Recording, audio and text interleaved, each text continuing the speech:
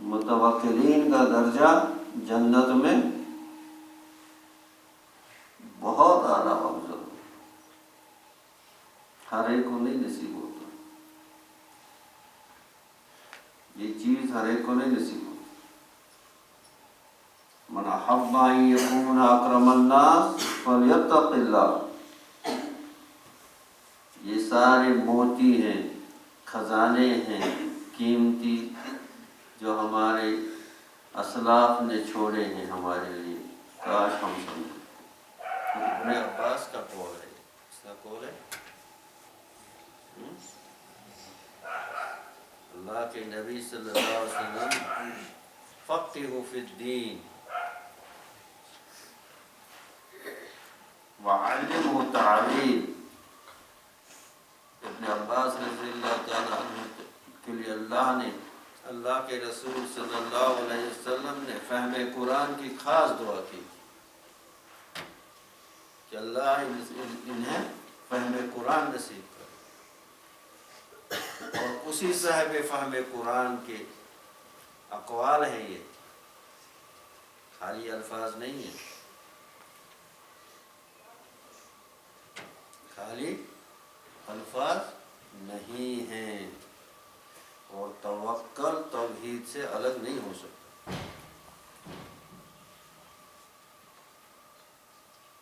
توکل توحید سے الگ نہیں ہو سکتا۔ اگر توحید کامل ہے توکل بھی ہوگا، توحید کامل نہیں ہے توکل بھی کامل نہیں ہوگا۔ خوب سمجھ جاؤ۔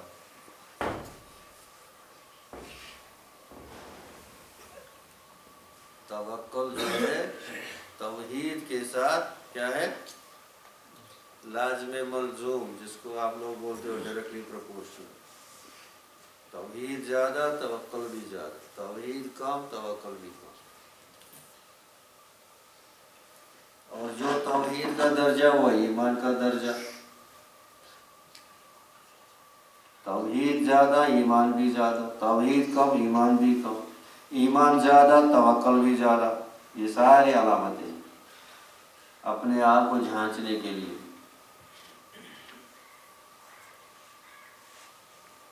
اللہ کے نبی صلی اللہ علیہ وسلم یہ چیز سکھانے آئے، حیوانیت سے نکالنے کے لیے اور اشرف المخلوقات بنانے کے لیے کہ آپ کیا بن جاؤ؟ اشرف المخلوقات بن جاؤ، خبیث لعین شیطان مردود اس کے تابع دار مت بن جاؤ۔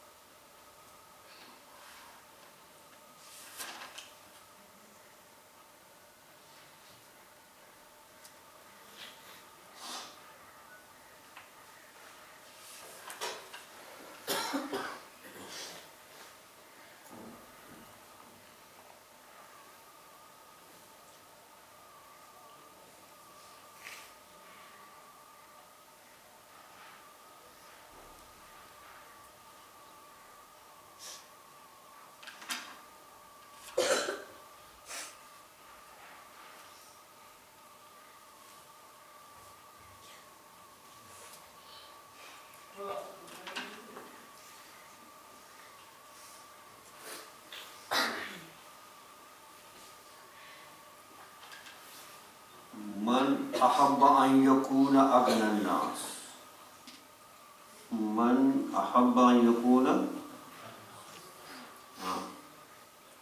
اب جو چاہتا ہے کہ سب سے زیادہ غنی بن جائے، سب سے زیادہ دولت مند بن جائے، تو کیا کرے؟ من احب ان یکون اغنی الناس، غنی اغنا، قوی اقوا، کریم اکرم۔ من احب ان یکون اغنی الناس، اب وہ کیا کرے؟ کیا کرے؟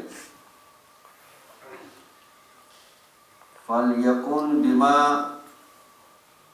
فِي يَدِّ اللَّهِ أَوْسَطُ مِمَّا فِي يَدِّهِ. اللہ کرے ہمیں نصیب. فَلْيَكُنْ بِمَا فِي يَدِّ اللَّهِ، جو اللہ کے پاس چیز ہے، جو اللہ کے خزانے میں ہے، جو اللہ کے دست قدرت میں ہے، وہ اس پر اس کو زیادہ بھروسہ ہو. اوسط مما فی یدہ، جو اس کے اپنے جیب میں ہے، گھر میں ہے، اس کے بینک بیلنس میں. جب تک یہ درجہ حاصل نہیں ہوتا اغنى الناس نہیں ہوگا. فَلْيَكُنْ بِمَا فِي يَدِّ اللَّهِ أَوْسَطُ مِمَّا فِي يَدِّهِ، کہ جو اس کے اپنے پاس ہے اس پر بھروسہ نہیں، اتنا کہ جتنا اس پر ہے جو اللہ کے ہاتھ میں ہے. اور یہ بھی دوسرے الفاظ میں توکل ہی کی ایک نشانی ہے. یہ بھی توکل ہی کی ایک نشانی ہے، ایک علامت ہے.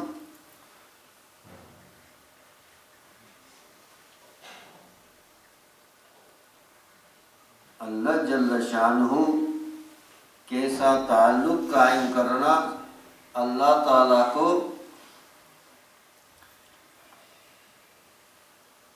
مسبب الاسباب سمجھنا، اور ہر چیز اللہ جل شانہ کے دست قدرت میں ہے. کوئی چیز چھوٹی سی چھوٹی یا بڑی سی بڑی الا باذن اللہ وقوع پذیر نہیں ہو سکتی، واقعہ نہیں ہوگی جب تک نہ اللہ چاہیے. اور جو ہمارے ساتھ ہوتا ہے یہ بھی اللہ کی مرضی ہے، اور جو آگے ہونے والا ہے وہ بھی اللہ کی مرضی ہے. چاہے اسباب دنیاوی طور پر کچھ بھی ہو، چاہے دنیاوی طور پر جو ہمیں نظر آتے ہیں، یہ چیز اس سے ہوا، یہ چیز اس سے ہوا، یہ چیز اس سے ہوا، یہ ساری چیزیں یہ جو ہیں یہ اسباب مجازی ہیں، یہ فاعل مجازی ہیں. اصل مسبب الاسباب جو ہے وہ اللہ جل شانہ ہے، اصل فاعل حقیقی جو ہے وہ اللہ جل شانہ ہے، اور اس کے بغیر کچھ نہیں ہوتا.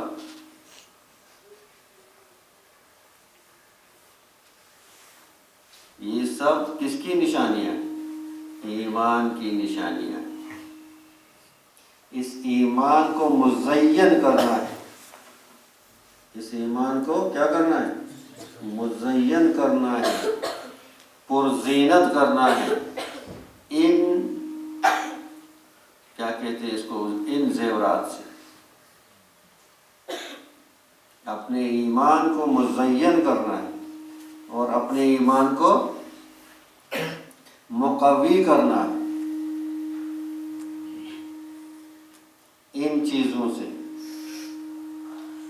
تو پھر فرشتے بھی آپ لوگوں پر رشک کریں گے، فرشتے بھی رشک کریں گے، اور دنیا میں جنت نصیب ہوگی، دنیا میں جنت نصیب ہوگی. جنت نام ہے، جنت میں کیا ہوتا ہے؟ سکون ہوتا ہے، چین ہوتا ہے، ایک بشاشت ہوتی ہے، ایک لذت ہوتی ہے. یہی لذت اس میں ہے فَلْيَتَّقِ اللَّهَ میں، یہی لذت فَلْيَتَوَكَّلْ عَلَى اللَّهَ میں. ایک عجیب و غریب لذت. یہ لوگ نادان نہیں ہے، سب سے زیادہ عقل مند. یہ لوگ نادان نہیں ہیں. ہم تو سمجھتے ہیں ہم نے دنیا کمائی اور ہم بڑے عقل والے ہو گئے اور ان کے پاس کچھ نہیں ہے. یہ لوگ جو ہے یہ نادان لوگ ہیں، نعوذ باللہ. نہیں، ان کے پاس ایسی بشاشت ہے، ان کے پاس ایسی لذت ہے، ان کے پاس ایسی راحت ہے جس کو ہم قیاس بھی نہیں کر سکتے، جس کو ہم کیا نہیں کر سکتے؟ قیاس بھی نہیں کر سکتے.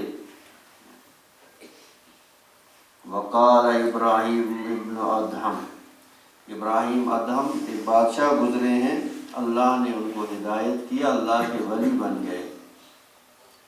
اب ہم ان کو یاد کرتے ہیں. اگر خالی بادشاہ ہوئے ہوتے تو تاریخ کے اوراق میں کب کے مٹ گئے ہوتے. کتنے بادشاہ دنیا میں اگر کون جانتا ان کو. لیکن ابراہیم ادم پر اللہ نے جب اپنے نظر کرم سے دیکھا، ولایت جب ان کو نصیب ہوئی، اب ہم ان کو احترام ادب کے ساتھ رحمت اللہ علیہ کے ساتھ یاد کرتے ہیں. تو انہوں نے کیا فرمایا؟ ہاں، اگر آپ دیکھنا چاہتے ہو کہ آپ کے اندر تقویٰ آ گیا نہیں آ گیا، تو آپ دیکھو التقویٰ ان لا یجد الخلق فی لسانک عیبا. ہاں، پھر آپ کی زبان پر کسی مخلوق کا عیب چینی نہیں پائی جائے گی. آپ کی زبان پر کسی مخلوق کی عیب چینی نہیں پائی جائے گی. آپ تو اپنے گناہوں کی مغفرت اور ان کی گناہوں کی اس میں کیا ہوں گے؟ اللہ سے آہوزاری کرتے ہوں گے، تو دوسروں کے عیب پر کہاں نظر جائے گی؟ کس کی نشانی ہے؟ تقویٰ کی. بہت زور سے بولو. وَلَلْمَلَائِكَةُ فِي أَفْعَالِكَ عَیْبًا. اور جو فرشتے ہیں وہ تمہارے افعال میں کوئی عیب نہیں پائیں گے. فرشتے جو ہیں آپ کے کیا افعال میں. وَلَلْمَلَكُ الْعَرْشِ فِي سِرِّكَ عَیْبًا. ظاہر میں کوئی عیب نہیں، آپ کے باطن میں ملائکہ عرش کو بھی کوئی عیب نظر نہیں آئے. ہم کیا ہوتے ہیں؟ باہر سے تو بڑے دیندار نیک اور اندر سے درندے، اندر سے خباثت، اندر سے ایسے گندے گندے خیال، اندر سے ایسی گندی گندی خواہشیں، ایسے گندے گندے سوچ، اندر سے سب، باہر سے بڑا حلیہ لگایا ہے. اسی لیے اللہ کے نبی صلی اللہ علیہ وسلم نے یہ دعا ہم کو سکھائی. اللہم اجعل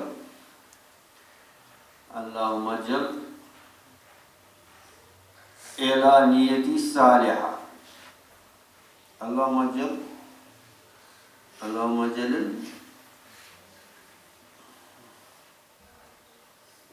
کسی کو نہیں یاد، اکثر پڑھتی. اللہم اجعل سریرتی خیر من علانیتی. اللہم اجعل سریرتی خیر من علانیتی. اللہ اکبر. کیسی دعا سے، اے اللہ میرے باطن کو میرے ظاہر سے وہ اچھا بنا دے. میرے باطن کو میرے ظاہر سے اچھا بنا دے. ہاں، لیکن میرے ظاہر کو وجل علانیتی صالحہ، لیکن میرے ظاہر کو بھی صالح بنا دے. کیونکہ اللہ کے نبی صلی اللہ علیہ وسلم جوامع الکلم ہے، اور ان کا ہر اب پہلا ہی جملہ ہوتا تو جیسے وہ جاہل قسم کے درویش اور وہ جن میں زندیقیت ہوتی ہے، وہ کہتے ہیں نماز شماز، یہ روزے، یہ سارا، یہ نعوذ باللہ کی زبان میں یہ فضول ہے، اور ہم اندر سے ملے ہوئے ہیں. یہ زندیقیت ہے، یہ درویشی نہیں ہے. اسی لیے دوسرا جملہ فرمایا اللہم اجعل سریرتی خیر من علانیتی. اللہ میرے باطن کو میرے ظاہر سے اچھا بنا. وجعل علانیتی صالحہ. ہاں، میرے ظاہر کو بھی اچھا بنا، صالح بنا. دیکھا اعتدال کی دعا کہ میرے ظاہر کو بھی، ہاں، لیکن باطن جو ہے وہ، ورنہ نفاق ہو جائے گا. اگر ظاہر اچھا ہے باطن اچھا نہیں ہے تو منافقوں میں شامل ہونے کا خدشہ ہے. اللہ بچائے، اللہ بچائے. تو کیا فرمایا؟ وَلِلْمَلَكُ الْعَرْشِ فِي سِرِّكَ عَیْبًا.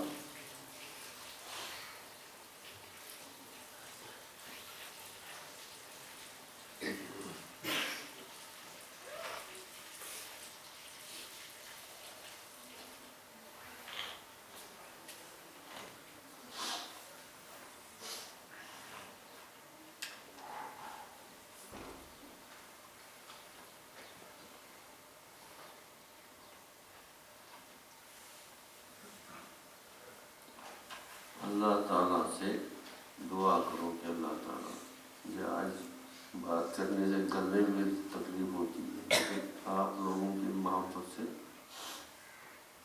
یہ چند باتیں کہی، اگر سمجھ میں آ گئی، اللہ کرے میری سمجھ میں آ جائے اور اللہ نصیب کرے۔